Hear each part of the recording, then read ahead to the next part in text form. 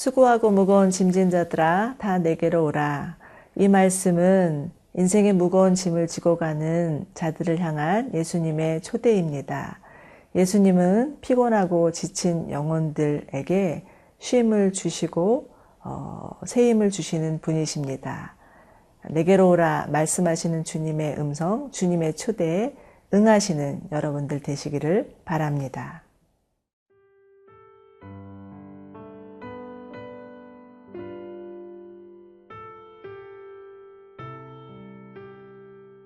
누가복음 6장 1절에서 11절 말씀입니다. 안식일에 예수께서 밀밭 사이로 지나가실새 제자들이 이삭을 잘라 손으로 비비어 먹으니 어떤 바리새인들이 말하되 어찌하여 안식일에 하지 못할 일을 하느냐. 예수께서 대답하여 이르시되 다윗이 자기 및 자기와 함께한 자들이 시장할 때에 한 일을 읽지 못하였느냐. 그가 하나님의 전에 들어가서 다만 제사장 외에는 먹어서는 안 되는 진설병을 먹고 함께한 자들에게도 주지 아니하였느냐. 또 이르시되 인자는 안식일의 주인이니라 하시더라. 또 다른 안식일에 예수께서 회당에 들어가사 가르치실새 거기 오른손 마른 사람이 있는지라. 서기관과 바리새인들이 예수를 고발할 증거를 찾으려 하여 안식일에 병을 고치시는가 엿보니 예수께서 그들의 생각을 아시고 손 마른 사람에게 이르시되 일어나 한가운데 서라 하시니 그가 일어나 서거늘.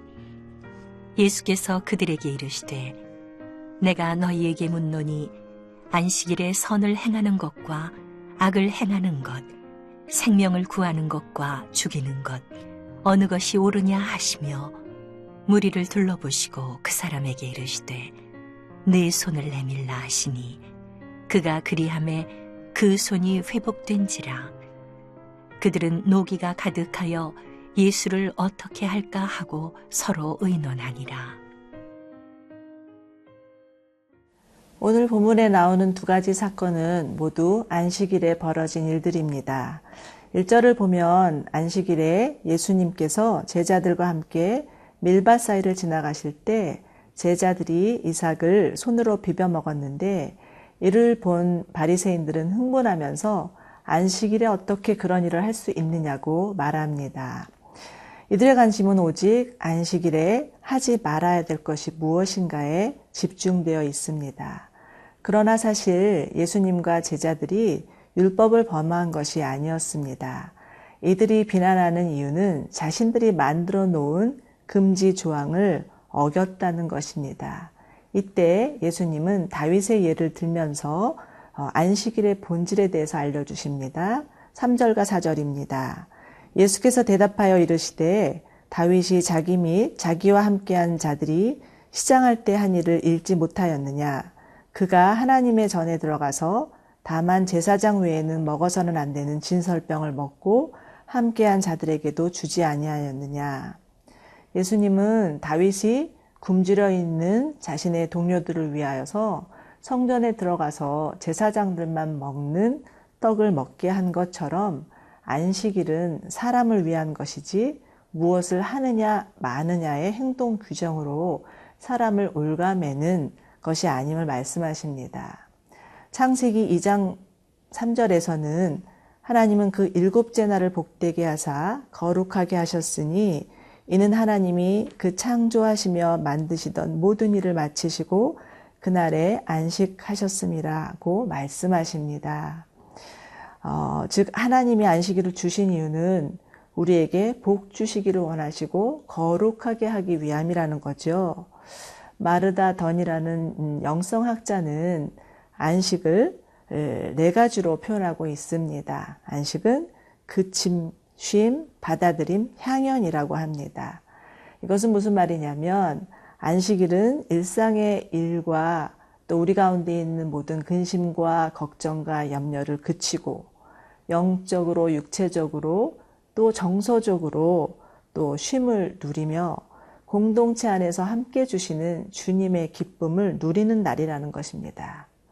우리가 그동안 욕심스럽게 추구했던 것들을 내려놓고 우리의 진정한 모습을 회복하는 날, 하나님 안에서 존재론적 기쁨을 누리고 정서적인 회복을 경험하는 날이라는 거죠.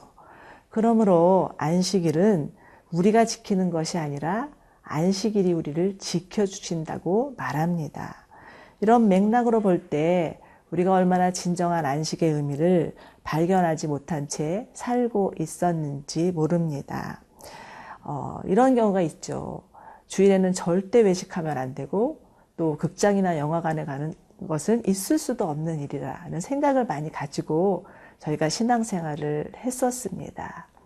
그런데 그러다가 어쩌다가 주일날 외식해서 교인들에게 들켜서 죄책감을 가지는 그런 경우들도 있었습니다.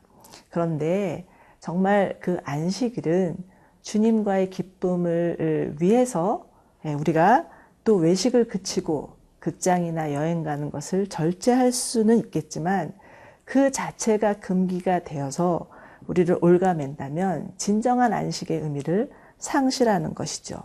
바라기는 우리가 진정한 안식, 그 안식일의 의미를 잘 알고 그 안식을 통하여서 주님과 함께하는 기쁨이 회복되기를 원합니다. 5절에 보면 예수님께서 안식은 인자는 안식일의 주인이라고 말씀하십니다. 그러면서 바리새인과의 논쟁을 끝내시죠. 이것은 무슨 말입니까? 예수님만이 모든 시간과 공간을, 모든 만물을 창조하신 창조주이심을 선언하시는 것입니다.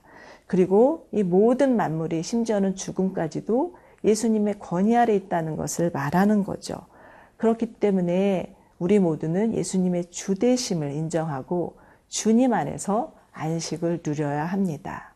날마다 우리 삶 가운데 불청객처럼 찾아오는 우울과 무능과 좌절과 낙심들은 예수님 안에서 쉼을 누림으로만이 해방될 수 있습니다. 여러분, 주 안에서 쉼을 누림으로 진정한 평강과 기쁨을 회복되기를 원합니다.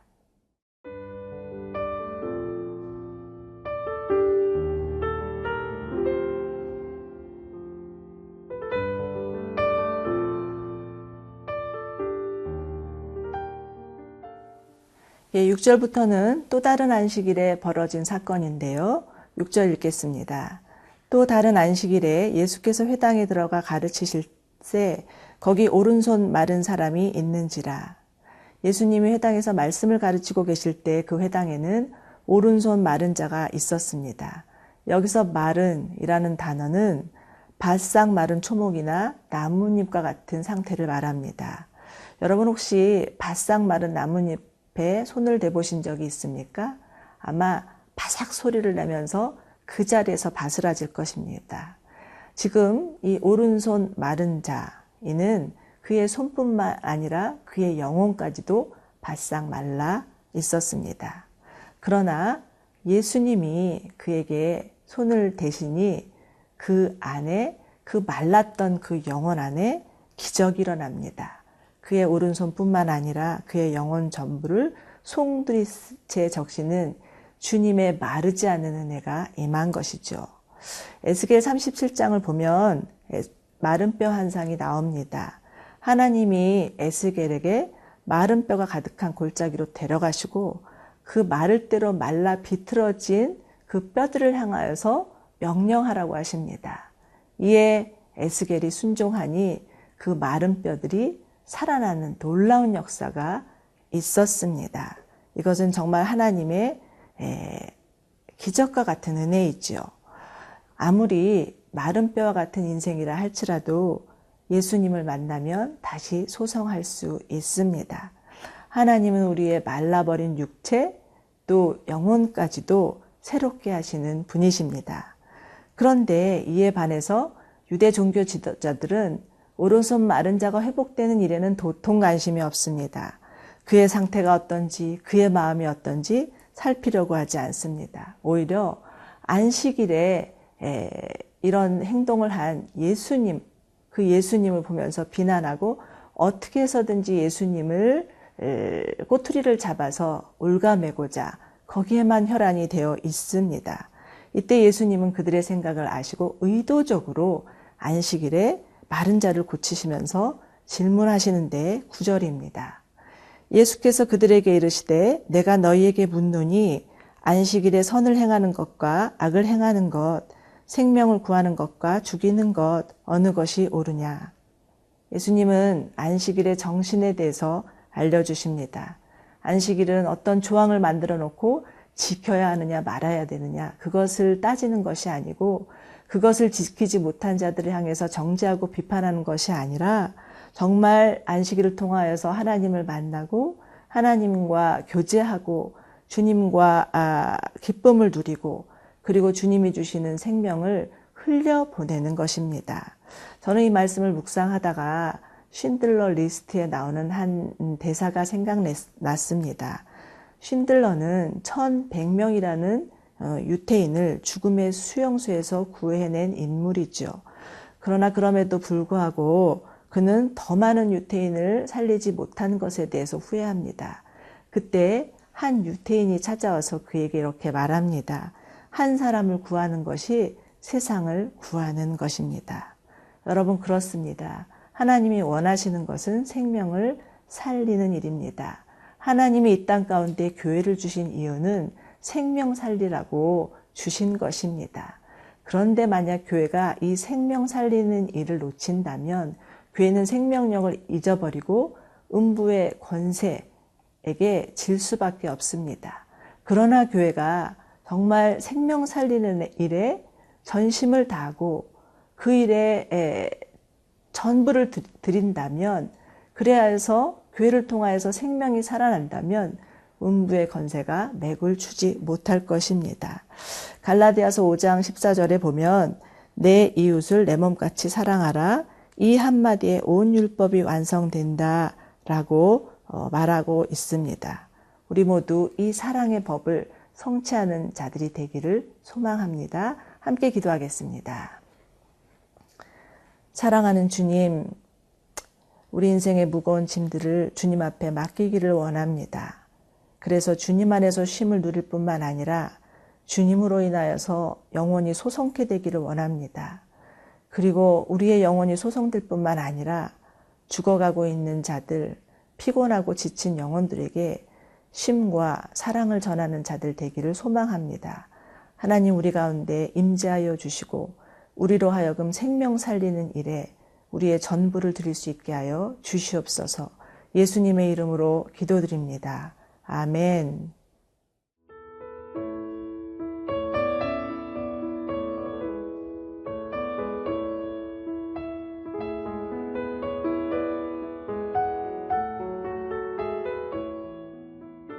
이 프로그램은 시청자 여러분의 소중한 후원으로 제작됩니다.